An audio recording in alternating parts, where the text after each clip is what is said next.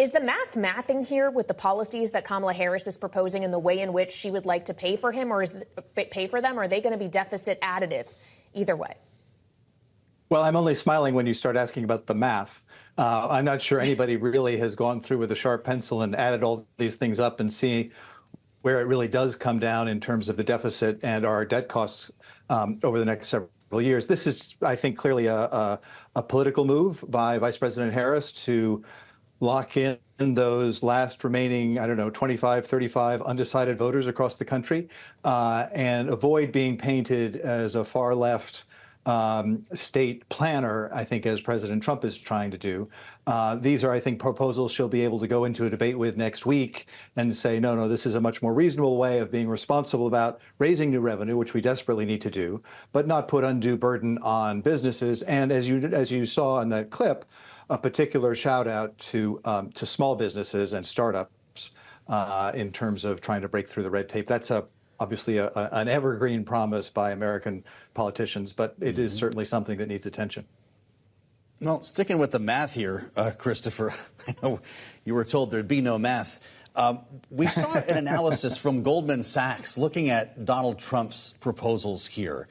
Even if Congress were to eliminate every dollar of non-defense discretionary spending, his proposals, projected to be $9.8 trillion over the next 10 years, would not offset the estimated expense of the tax cuts floated in recent weeks, making the Trump tax cuts permanent. You add that to tariffs, and it could speak to $10.5 trillion over a decade. Is this becoming a race between these two campaigns to see who can outspend the other? Well, I think, we've learned over the last months and years that to be a deficit hawk is a very lonely place to be in Washington or anywhere else in the U.S. political spectrum. I think we have had a luxury over the last several decades of being able to expand our deficit, raise our debt, and not have our borrowing costs go up because the deficit is rising. Obviously, borrowing costs rose and now are falling again because of broader interest rates and inflation outlooks. But nobody seems to want to charge the U.S. government an extra premium because of its sort of loose approach to deficit spending and debt dynamics. So I think, again, this is much more about a political agenda on both sides. And I think you're right that more likely than not, our deficits are going to be bigger rather than smaller, and our debts are going to be continuing to mount for the foreseeable future until such time as markets start holding us to account.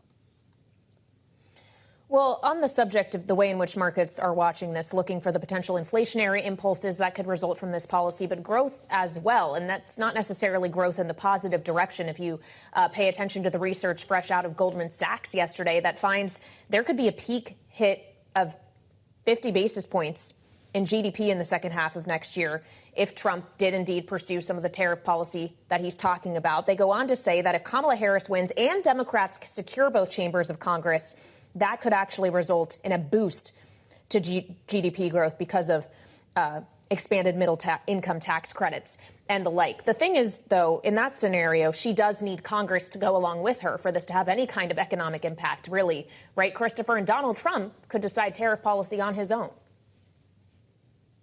He can start to decide tariff policy on his own, but I guess to implement the scale and scope of tariffs that he wants to, he'll need some congressional action. But in any case, I think, the folks at Goldman are brave as ever to try and put numbers on these two different scenarios.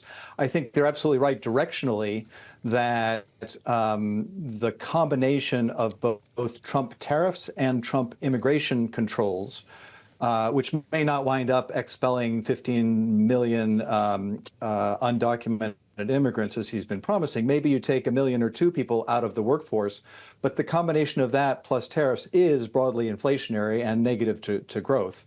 I think, if you look at a Harris scenario where she is going to, as we discussed earlier, maybe spend a little bit more, maybe tax a little bit more on the margins, but not that those restrictions on the labor force.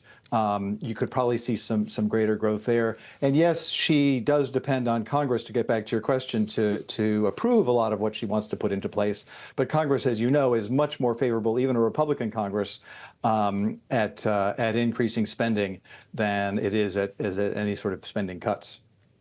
Well, interesting to be talking about capital gains taxes here, along with corporate taxes, when it comes to the Harris campaign, looking for some sunlight potentially between her approach and Joe Biden's approach.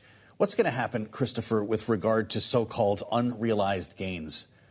Capital gains taxes against unrealized gains. Wall Street apparently considering this its worst nightmare. It's a big reason why the markets tend to favor the idea, dare I say, of a Trump 2.0, unless, of course, she takes this off the table. Do you know where the campaign goes on this issue? I think it's hard to know. I mean, again, she is a fairly new candidate, as we all know. She has been a part of this administration, but she's beginning to try and create some distance between herself and President Biden right now. And then again, to Kailey's point earlier, all of this is going to depend on what kind of a Congress she's going to be negotiating with. And as we've seen before, these are very messy negotiations, and things like unrealized, the particular rate applied to unrealized gains get negotiated and bargained late through the night. And I think it's very hard at this stage to know how that could possibly come out. But I think the direction is, lower tax increases from the Harris campaign than a Biden campaign would have promised. And I think that is taking her back towards, more of a centrist position. Again, maybe taking an eye on the kinds of voters she needs to win over between now and the election day.